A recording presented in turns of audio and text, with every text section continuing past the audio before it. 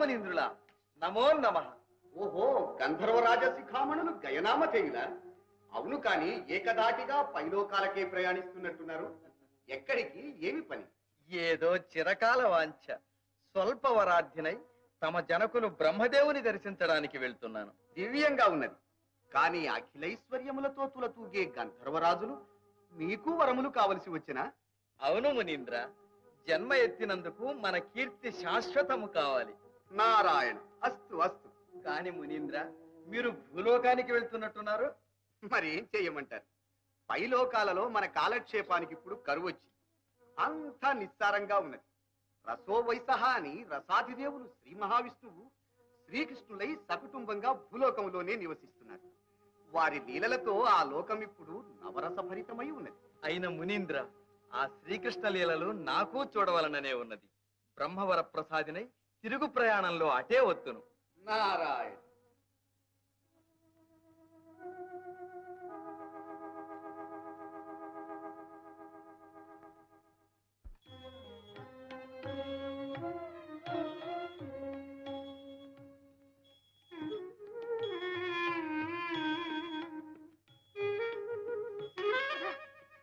ఇక్కడ నువ్వేం చేస్తున్నా? నేనెవరో తెలిసి అడుగుతున్నావా? అయ్యో, తెలుసును కాబట్టేనమ్మా. నీవు సత్యభామాదేవి గారి చెలికెత్తవు. ఇది రుక్మిణీదేవి గారి మందిరం. ఇక్కడ నీకేం పని అని. మరి నీవు సుభద్రమ్మ గారి చెలికెత్తవి, నీకు ఇక్కడ ఏం పని అని అనా? రుక్మిణీదేవి గారు మా సుభద్రమ్మ గారికి జడ వేస్తున్నారు, పువ్వులు తీసుకెడుతున్నాను. నువ్వు వచ్చిన పని నాకు తెలుసును గాని వెళ్ళమ్మా, వెళ్ళు. చెప్పావుగా, వెళ్తాలే అమ్మా. అబ్బా, ఏమిటి వదినా? బిగి చూస్తున్నానమ్మా, మరదల. రా చంద్రిక. పెళ్లి దండలు తెచ్చినట్టే తెచ్చావు. మంచి చెలిగత్తెవే. చూడండి వదినా. మీ వదిన మంచి మాటనే జ్ఞాపకం చేసింది సుభద్ర. రుక్మిళ్ళి పెళ్లి విషయం మేము పట్టించుకోవటం లేదనే గాని ఆరాటం. మన సుభద్రకు వరుణ్ణి ఎప్పుడో నిర్ణయించాం. మరి ఇంతకాలం చెప్పకుండానే ఊరుకున్నారా? ఇప్పుడైనా చెప్పండి. మన సుభద్ర ఇష్టపడితేనే నేను చెప్పేది. ఈ అన్నగారి మనసులో మాట ఈ చెల్లికే తెలుసన్నమాట.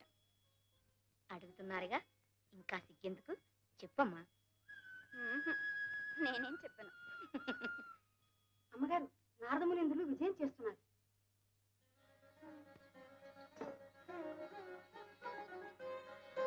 నారాయణ. నారద మునీంద్ర, వందనం. నారాయణ. సౌభాగ్యవతి కళ్యాణమస్తు. సమయోచితంగానే దీవించారు. దయచేయండి. మా సుభద్ర కళ్యాణ విషయమే ముచ్చటిస్తున్నాం. ఆహా, అయితే సమయానికే వచ్చాను. మీకు బావగారయ్యే భాగ్యశాలి ఎవరో సెలవిస్తే వింటాను. ఎవరేమిటి? అతడు నా బహిప్రాణం. శరీరాలు వేరైన మనస్సులు ఒక్కటే, మమకారాలు ఒకటే. వీర పరాక్రమ శౌర్య సాహసాది శక్తులలో కాని, దుష్ట శిక్షణ శిష్ట రక్షణ అది దీక్ష దక్షతలో కాని సాటి అయినా పోటీ అయినా మాకు మేమే. నారాయణ. మీ తత్వోపదేశంతో నరనారాయణుల దివ్య దర్శనమైనది. పరాక్రమోపార్జునుడైన అర్జునుడే సౌభాగ్యవతి సుభద్రా కన్యకు తగినవరుడు. ఈ సంబంధం దివ్యంగా ఉన్నది.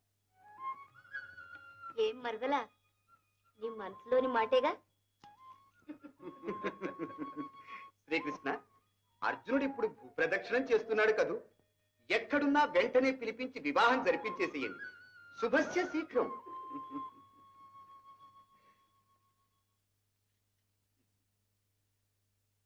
సరి మునీంద్ర, అడుగవచ్చునా?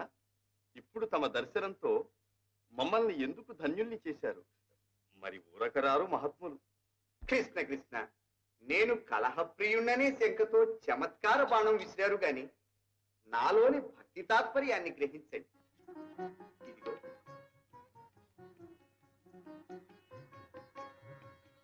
ఆహా, పారిజాత పుష్పం.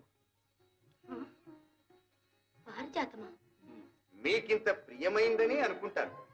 నందనవనంలో ఈ పుష్పాన్ని చూసి చూడగానే వెంటనే దీనిని శ్రీకృష్ణుల వారికే సమర్పించాలి అని బుద్ధి పుట్టింది. ఇప్పటికైనా నా చిత్తశుద్ధిని చిత్తగిస్తారా? నారదమునింద్ర, ఈ పుష్పాన్ని లోకమాతలు నిత్యము ధరిస్తారు కదూ. అవును రుక్మిణీదేవి, ఈ పుష్పము నిత్య శుభప్రదము, నిత్య పరిమళము, నిత్య వికాసము, నిరంతర పరాగభరితము, జగదేక మనోహరం. అంతేకాదు మునీంద్ర, ఈ పుష్పమహిమ ప్రియురాలి స్నేహం వలె వేసంగిలో చల్లదనం, చలికాలంలో వెచ్చదనం కలిగిస్తూ ఎల్లవేళలా ప్రసన్న వసంతకాల సుఖ సౌభాగ్యాల్ని అందిస్తుంది. ఆహా, తమకు తెలియనిదేమున్నది శ్రీకృష్ణ. ఇటువంటి దివ్య పుష్పాన్ని తమ వంటి దివ్య పురుషులు కులము, శీలము, కూరిమీగల ప్రియురాలికే ఇచ్చుకుంటారు. దివ్యంగా ఉంటుంది. మహర్షులు దివ్య దృష్టి కలవారు.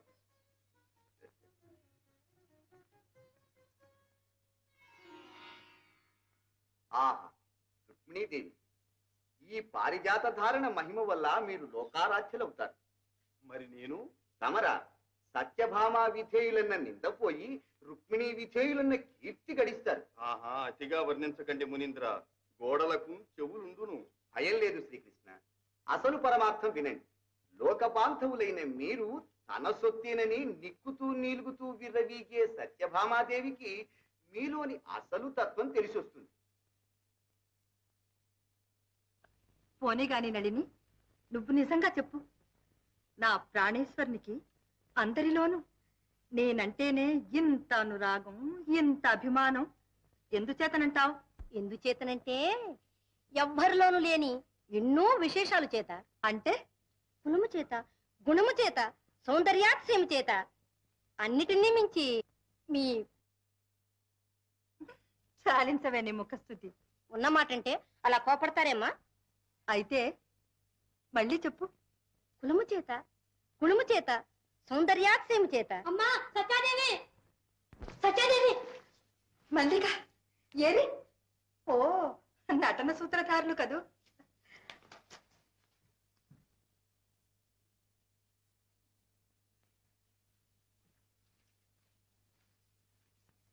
దేవి, మీ ఉత్సాహం చూస్తే జాలేస్తోంది. ఆ రుక్మిణీదేవి మందిరంలో జరిగింది చెప్పడానికి నాకు నోరు అట్టలేదు. మల్లిక, నా మనసు ఆగటం లేదు. ఆ వర్ణనలు చాలించి సూటిగా చెప్పు. అదేనమ్మా, ఆ నారదుల వారు ఊరికే రాకూడదు. స్వర్గం నుంచి పారిజాత పుష్పం తీసుకొచ్చి దాని మహిమలన్నీ వర్ణించి శ్రీకృష్ణుల వారికి ఇచ్చి ఊరుకోవచ్చునా? మీ ప్రాణాధికులు ఎవరో వారికి ఇచ్చుకోవాల్సిందని సెలవిచ్చారు. ఈ మాత్రానికేనా ఇన్ని దీర్ఘాలు? ఏది పారిజాతం? ఎక్కడ దాచావే? ఆ పుష్పాన్ని వారు రుక్మిణీదేవికి సమర్పించారమ్మా. రుక్మిణిక? ఆ పుష్పాలంకారంతో ఇంకా ఆవిడ కులుపు చెప్పాలి. మల్లిక, పిన్నది చాలు. ఇక నోరు మూసుకొని పో. ఏం నిలబడతావు? ఇంకా చెప్పవలసిన అప్రియాలు ఏమైనా ఉన్నాయా? నేను చెప్పలేనమ్మా నారదుని మాటలు. ఆ పుష్ప మహిమతో శ్రీకృష్ణుల వారు రుక్మిణీదేవి గీచిన గేటు దాటరట. ఇక శ్రీకృష్ణుల వారికి సత్యభామా విధేయులనే చెడు కీర్తిపోయి రుక్మిణీదేవి విధేయులనే మంచి కీర్తి వస్తుందట. మల్లిక, అసలు నా మాట ఎందుకు రావాల్సి వచ్చింది అక్కడ? ఎందుకంటే శ్రీకృష్ణుడు నా సొత్తే అని మీరు నిప్పుతూ నీలుగుతూ విర్ర వెగుతున్నారట. మీకు తగిన శాస్తి కావాల్సిందేనట. మల్లిక, మల్లిక! ఆ జగడాల మారి నారదుడు ఏమైనా వదులుతాడు, కానీ నా ప్రాణేశ్వరుడు అనుకున్న శ్రీకృష్ణుడు విని ఊరుకున్నారా? ఇంకా ముని తప్పులేదు, రుక్మిణి తప్పులేదు. ఇదంతా కపట గోపాలుడు చేసిన పని.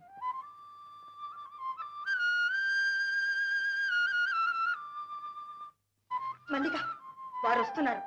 ఎవరు పలకరించకండి. మరి వారే పలకరిస్తేను? నోరు మూసుకోమన్నాను.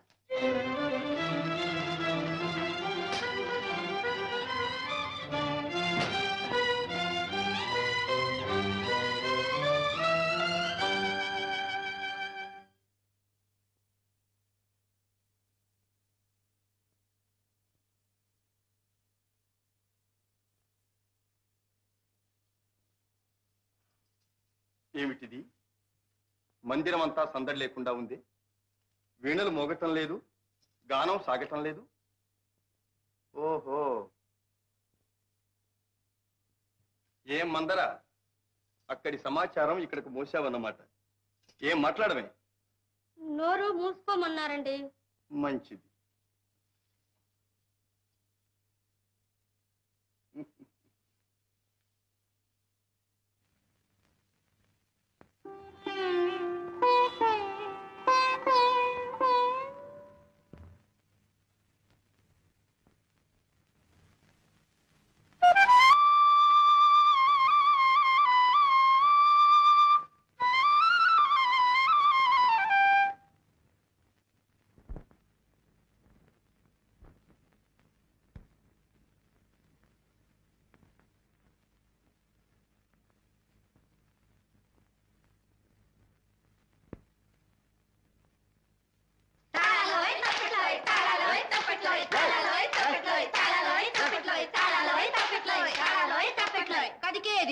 కొద్ది వెతికితే తెలివి కొద్ది సోదికి రాదు ఉన్న బుద్ధి బిరుదు మాత్రం మంచి బుద్ధి ఎట్టాగే మీతో చచ్చేది ఎగతాళి చేసి కడాకి మంచి బుద్ధి అంటారు కోపం ఏమో చప్పడిపోద్ది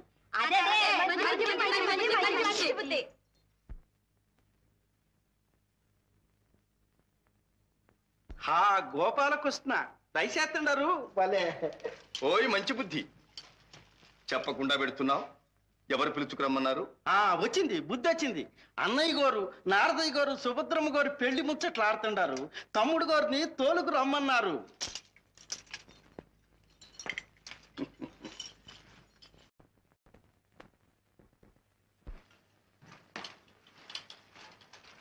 ఓహో, నారద మునీంద్రులా ఇక్కడ.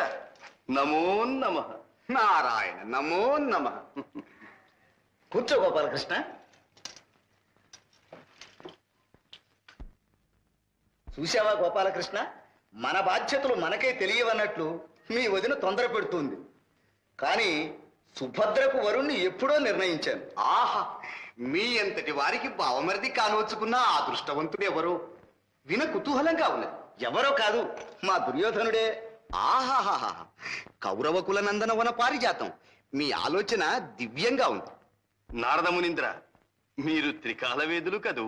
ఎక్కడ ఏం చెప్పినా దివ్యంగానే ఉంటుంది. నారాయణ నారాయణ. పరిస్థితులు నిన్ననే ధృతరాష్ట్రుల వారి దగ్గర నుంచి వార్త వచ్చింది. అన్నగారు, అయితే పిల్లని అడుగుతూ వారి దగ్గర నుంచి కబురు వచ్చిందన్నమాట. మంచిది. కాదు గోపాలకృష్ణ, ఆ దుర్యోధనుని భక్తి చూడు. ఇంతవరకు నేర్చింది చాలక నా శిక్షణలో గదాయుద్ధమున పరిపూర్ణుడు కావాలని ఉవ్విళ్ళూరుతున్నాయట. ఇంతకంటే యోగ్యత ఏం కావాలి? మన సుభద్రకు దుర్యోధనుడే తగిన వరుడు. ఏమంటారు నారద మునీంద్రుడు? అవును, అది నిజమే. మరి వాళ్ళు అడిగే వరకు ఆగడం ఎందుకు? ఎందుకు? ముందే నేను వార్త పంపుతాను. ఏమండి, వాళ్ళు అడగందే మనకెందుకు తొందర? ఏమీ ఆలోచించకుండా. అదేమిటి రేవతి, ఇంకెవరితో ఆలోచించాలి? అది కాదండి, మరీ తెలియని పిల్లగాదుగా. వరుణి విషయంలో సుభద్ర ఆలోచన ఏమిటో. నువ్వనేది ఏమిటి రేవతి? నా చెల్లెలికి స్వయంగా వరుణు చూసుకోవలసిన గతేం పట్టింది? బాధ్యతంతా వహించి పెద్దవాణ్ణి నేనున్నాను. చిన్ననాటి నుంచి సుభద్ర అర్జునునే వరించింది. ఆహా, బాంధవ్యం చూసుకున్నా మనకు దుర్యోధనుడెంతో అర్జునుడు అంతే. అది నిజమేనమ్మా. నారద మునీంద్ర, మీరు మునీశ్వరులు, బ్రహ్మచారుడు, మీరు ఊరుకోండి. నారాయణ. గోపాలకృష్ణ, నీకు తెలుసుగా ఆడవాళ్ల గొడవ ఇలాగే ఉంటుంది. సుభద్ర అర్జునుని కోరడం ఏమిటి? రేవతి ఆ మాట చెప్పడం ఏమిటి? వివాహం అంటే 1000 ఏళ్ల పంట. అటువంటి ముఖ్య విషయాలలో ముందు చూపు ఉండాలి. అవునవును, భావి జీవితంలో వరుణి అంతస్తులు ఎలా ఉంటాయో చూడాలి. అది నిజమే బలరామదేవ. అది చెబుతున్నాను వినండి. దుర్యోధనునికి అర్జునునికి హస్తిమశకాంతర భేదం ఉన్నది. పరాక్రమంలోనంటారా, అర్జునుడి శక్తి నాకు తెలుసు. గదాయుద్ధంలో దుర్యోధనుని ముందు ఒక్క నిమిషము నిలవలేడు. ఇక రాజ్యార్హత విషయంలోనంటారా, అర్జునుడు ధర్మరాజుకు తమ్ముడు, ఈ జన్మలో రాజు కాలేడు. దుర్యోధనుడు కౌరవాగ్రజుడు, నేడు రారాదు, రేపు సర్వమహీమండలాన్ని శాసించగల అర్హత యోగ్యత కలిగినవాడు. ఇంకా వినయ విధేయతల్లోనంటారా, దుర్యోధనుడు ముందు అర్జునుడు ఎంత? శ్రీకృష్ణుల వారేదో పరధ్యానములో ఉన్నట్లున్నది. కాదులేండి, మా గోపాలకృష్ణుడు ఎప్పుడూ నా మాటకు మౌనమే వహిస్తాడు. ఓహో, సరే, ఇన్ని విధాలు ఆలోచించిన తర్వాత ఇంకా ఆలస్యం ఎందుకు? ముహూర్తం మాట తరువాత మా సుభద్రను మీ దుర్యోధనునికి ఇవ్వ నిశ్చయించినామని ధృతరాష్ట్రుల వారికి వార్త పంపుతాను. ఓహో, దివ్యంగా ఉన్నది. నారాయణ. శ్రీకృష్ణ,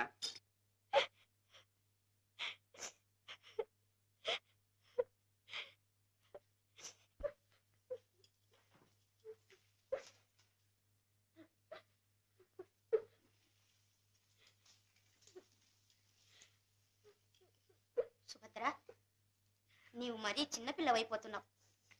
నాకేం బాగలేదు. ఇంత అధైర్యపడితే ఎలా? మేమింతమంది ఉంటే. ఎవరున్నారే అంటే నన్నందరూ విడిచిపెట్టేశారు. సరే, అందరూ అంటే మీ చెల్లికి మీరేగా, సముదాయించండి. సుభద్ర, సుభద్ర, అర్జునుడికి నీకు కళ్యాణం జరిపించే భారం నాది. ఇంతవరకు నీవు వీర సోదరివి మాత్రమే. రేపు వీర పత్నివని, ఆ తరువాత వీర మాతవని కీర్తిగాంచగలవు. నా మాట నమ్ము.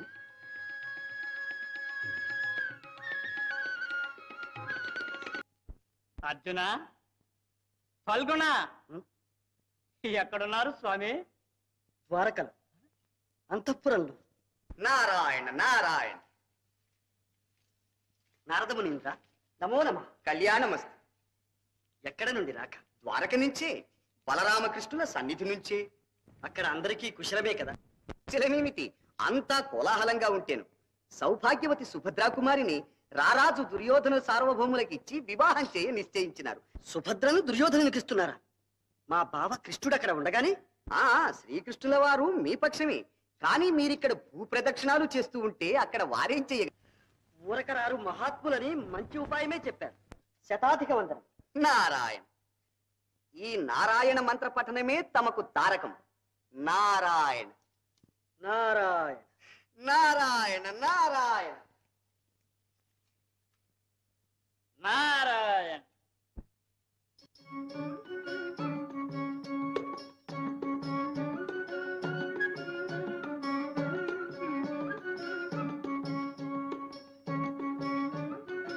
నారాయణ నారాయణ. భో మహాయతి, ఈ రైవతకాద్రిని పావనం చేశారు. కాంతలను రోసి సన్యాసైన నాకంటే కాంతను కోరి సన్యాసైన మీరే బాగున్నారు. అజభి దఫఫ విశ్వేశకి స్వామి. బ్రహ్మచారి, ఏమిటి దండకం? దండకం కాదు స్వామి, ఇది తమ నూతన నామధేయం. ఎవరైనా అడిగితే ఏం చెప్పాలి? అర్జున, ఫల్గుణ, పార్థ వగైరా మీ దశనామాల ఆది అక్షరాలను గుదుగుచ్చుకోవడానికి వీలుగా అజభి దఫఫ విశ్వేశకి స్వామి అని పొట్టి చేశాను. గొప్ప పని చేశావు. కాని బ్రహ్మచారి, ఇంతకు యాదవ పెద్దలెవరూ రావడం లేదే? వస్తారు స్వామి, వస్తారు. మీరు ముందు ధ్యానంలో కూర్చోండి, నేను వెళ్ళి మీ పేరు ప్రచారం చేసి వస్తాను. నారాయణ.